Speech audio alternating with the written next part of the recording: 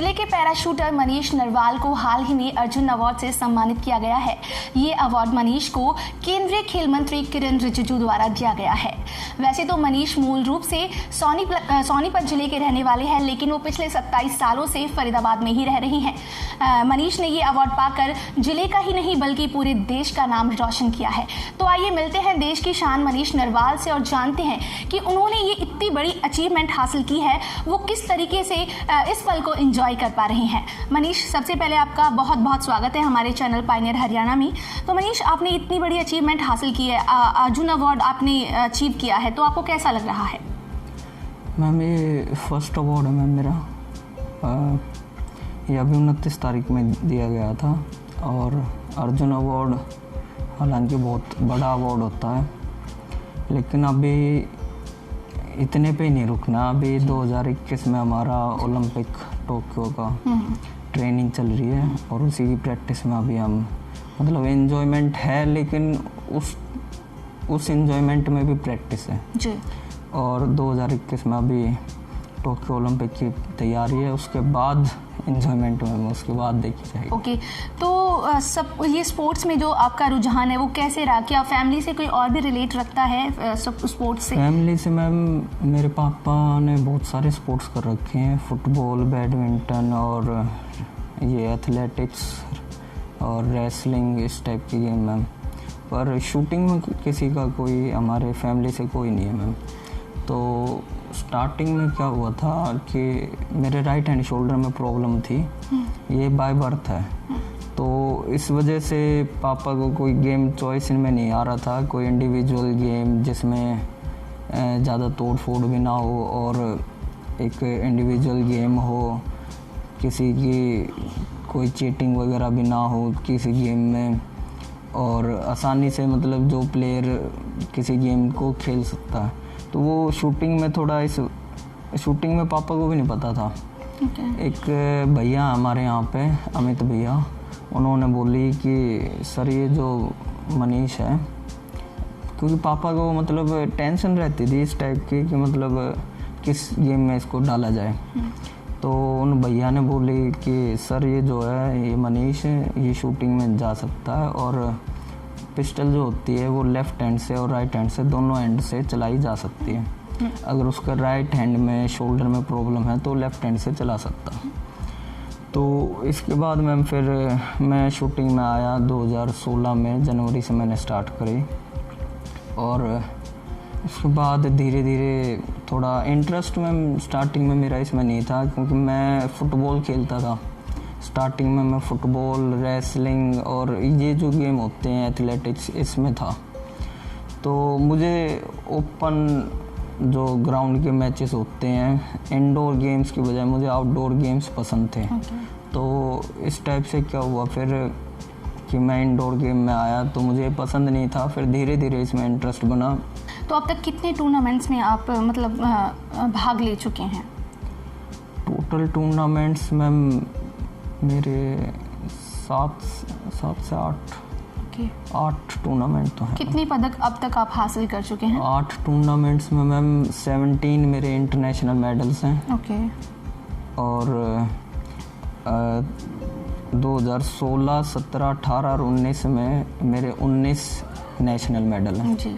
19 विश्व स्तर पर? और एशियन गेम्स में जो अब तक का जो मेरा हाईएस्ट जो मैचेस हैं एशियन गेम्स, उसके बाद वर्ल्ड चैम्पियनशिप आती है। तो एशियन गेम्स में मेरा 10 मीटर एयर पिस्टल में गोल्ड है और 50 मीटर फ्री पिस्टल में सिल्वर है।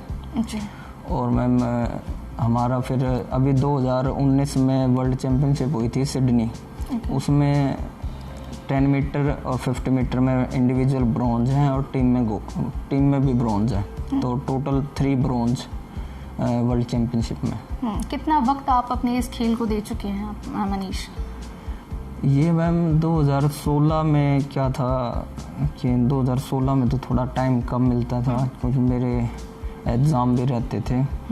और उसके बाद 2017 से तो मतलब ये समझ लो आप कि सुबह मैं रेंज पे जाता हूँ सुबह मैं 8 बजे चला जाता हूँ और शाम को मैं 6 बजे आता हूँ। मनीष, ऐसा कुछ है कि जो ये गेम है वो थोड़ा फोकस वाला गेम है कि बहुत ज़्यादा उस पर ध्यान देना होता है, तो क्या कभी कोई परेशानियाँ आई इस चीज़ को लेके? फोकस का गेम मैम ये है क्योंकि ये सारा जो गेम है ये सारा माइंड से कंट्रोल होता है। क्योंकि और बहुत से गेम होते हैं, हमारा एथलेटिक्स होता है, पावर का गेम है, रेसलिंग होता है, वो भी पावर चाहिए, उसमें भी पावर्स के साथ मतलब माइंड भी चाहिए, रेसलिंग में दाव भी लगाने होते हैं। लेकिन ये जो गेम है ये एक टाइप से आप मान के चलो कि 90% आपका माइंड चाहिए, माइंड सेट होना चाहिए और 10% पावर चाहिए। लड़कियां भी गेम खेलती हैं तो जिसका माइंड शार्प होता है, तो लड़कियों में भले ही जान कम हो लेकिन वो भी अच्छा स्कोर मारती हैं, मतलब बॉयज़ भी नहीं मार पाते हैं इतना स्कोर, वो भी मारती हैं। जैसे कि अपने इंडिया के भी बहुत प्लेयर हैं, अच्छे प्लेयर हैं। तो ऐसा कुछ नहीं है कि मतलब ये जो गेम है खाली पावर चाहिए, इसमें टोटली जो 90% है वो माइंड का गेम है ये। तो इस वजह से इसमें एक क्या बोलते हैं उसको, मतलब एक दिमाग एक चीज़ पे सेट होना ज़रूरी है मैम। इसमें एकाग्रता की बहुत ज़्यादा ज़रूरत है और सुबह मेडिटेशंस और योगा ये टाइप ये जो इतनी सारी चीज़ें होती हैं ये टाइप से माइंड को शांत भी करती हैं और ऊपर से एक फोकस बनाती हैं। तो इसमें फोकस की बहुत ज़्यादा ज़रूरत है मैम। और तो ऐसा कोई दौर रहा कि असफलता तुम्हारे सामने थी और जो सफलता थी वो काफ़ी दूर थी, तो उस समय में आपने कैसे संयम बनाए रखा? ये मैम ये क्योंकि मैंने बहुत कम हार देखी थी। मैं जब से स्टार्ट हुआ हूँ तो जितने भी मैंने टूर्नामेंट खेले तो मतलब ज़्यादातर मेडल्स ही आते रहे हैं। और स्टार्टिंग के कुछ ईयर्स तो मतलब गोल्ड इस टाइप से, मतलब गोल्ड से नीचे मैम कभी सिल्वर भी मुश्किल से आया था मेरा। लेकिन एक टाइम ऐसा आया था 2018 में वर्ल्ड चैम्पियनशिप थी हमारी साउथ कोरिया, और साउथ कोरिया में मैं मतलब टॉप 8 में भी नहीं था। मेरी रैंक जो थी वो थी 9th। तो 9th रैंक में जब मैं आया था तो मुझे थोड़ा अंदर से मतलब ऐसा लगा था कि मतलब मैं मतलब टॉप 3 में भी नहीं आया, टॉप 8 3 छोड़, मतलब मैं फाइनल्स में भी नहीं आया, टॉप 8 में भी नहीं आया। तो उस टाइम पे मैम थोड़ी निराशा भी थी और अंदर से मतलब ये लगता है कि मतलब कहाँ तू मेडल लेने की बात करता है, कि मतलब मेडल्स इतना अच्छे लेवल पे चाहिए तुझे, और कहाँ मैं मतलब टॉप 8 में भी नहीं हूँ। तो उस टाइम पे मैम थोड़ा संयम रखना पड़ता है क्योंकि जो हम प्रैक्टिस कर रहे हैं कहीं ना कहीं हमारी प्रैक्टिस में कमी होती है। तो इस वजह से मैम जो आपने जो क्वेश्चन पूछा मेरे से कि मतलब आत्महत्या, प्लेयर को मैम अपने अंदर संयम पूरा रखना चाहिए क्योंकि प्लेयर्स बहुत हैं। अब 100 प्लेयर्स में से सबको 2 मेडल्स नहीं मिल सकता। वो लक की बात होती है, कुछ लक पे भी छोड़ देते हैं, बाकी मेहनत करना अपना काम होता है। बाकी फिर भगवान पे छोड़ दो कि मेडल्स आता है या नहीं आता। वो अपनी प्रैक्टिस अच्छी करोगे तो मेडल्स भी आएंगे, भगवान भी उसी का साथ देता है जो मतलब मेहनत करता है। हाँ। तो मनीष, अभी आपका क्या लक्ष्य है और क्या देश के लिए अभी आप क्या ऊंचाइयां छूना चाहेंगे, क्या करना चाहेंगे इन फ्यूचर? मैम फ्यूचर्स में मैम 2021 का मैम अभी ओलंपिक है मैम, और ओलंपिक्स के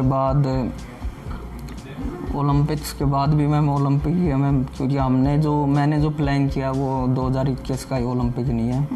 मैंने 3 से 4 ओलंपिक अपने सेट करे हैं और ओलंपिक्स के लिए मेहनत चलेगी मैम। अभी ये है, इसके बाद फिर थोड़ी ग्रेजुएशन पे भी ध्यान देना होगा क्योंकि अभी मैंने 12th पास आउट किया और फिर ग्रेजुएशन और फिर ओलंपिक में। ओके। तो मनीष, अभी आपने इतनी बड़ी जो सफलता है वो हासिल की है, तो इसका क्रेडिट किसको देना चाहेंगे आप? क्रेडिट मैम कोई एक आदमी नहीं होता मैम। हाँ। कि मतलब एक आदमी को ही हम सारा क्रेडिट दे दें। और बच्चे को मैम स्टार्टिंग से अगर बड़ा हो जाता है वो, तो वहाँ तक अगर देखा जाए तो मतलब पेरेंट्स का भी रोल होता है। पेरेंट्स के बाद फिर टीचर्स भी होते हैं, स्कूल में समझाने वाले भी होते हैं। तो मेरी जो क्रेडिट है मैम, सबसे पहले तो मेरे पापा मम्मी को जाता है, क्योंकि मैं आज जो भी हूँ मतलब पहले पापा मम्मी की वजह से ही हूँ, क्योंकि उन्होंने इस गेम में डाला और मुझे मतलब बड़ा किया। उसके बाद मैम 2016 से लेकर और मेरे कोचेस हैं, 2 कोच हैं मेरे, तो राकेश सर भी हैं और सुभाष सर मेरे से 2018 में जुड़े थे, और ये दोनों सर हैं, दोनों ही मुझे सिखाते हैं। और इनके साथ साथ एक नोटियाल सर भी हैं हमारे, जो पीसीए के चेयरमैन हैं, वो भी काफ़ी मतलब मुझे समझाते हैं। तो मतलब ये ज़्यादा कुछ आदमी तो नहीं है, लेकिन मेरे साथ जितने भी हैं, मेरे पेरेंट्स हैं, मेरे कोचेस हैं और वो चेयरमैन सर हैं मेरे, नोटियाल सर। तो मिले आप अर्जुन अवार्डी मनीष नरवाल से। अगर इंसान के पास कोई एम है और उसको करने की, उस एम को पूरा करने की उसके पास हिम्मत है, तो कोई भी मुश्किल आपको उस एम तक पहुंचाने तक और उसको हासिल करने तक कोई भी मुश्किल आपको रोक नहीं सकती। ऐसी और भी अपडेट को जानने के लिए जुड़े रहिए पायनियर हरियाणा के साथ।